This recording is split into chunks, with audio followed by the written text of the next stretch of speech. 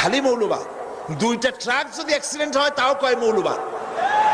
মাসে মাসে মারামারি হলো বুড়িগঙ্গার নদীতে, কয় মৌলবাদ। শয়তানে পাইছে। কিসে পাইছে? শয়তানে ধরছে ভালো করিয়া। মৌলবাদ শব্দটা মূলবাদ, মূল, মৌলিক থেকে, মূল থেকে মৌলিক, সেখান থেকে মৌলবাদ। মূল হচ্ছে কোরআন, মূল হচ্ছে হাদিস, মূল হচ্ছে আল্লাহ, মূল হচ্ছে কোরআন, মূল আমার রাসূল। সেই মৌলবাদ তোমরা উৎখাত করবা, এত সোজা।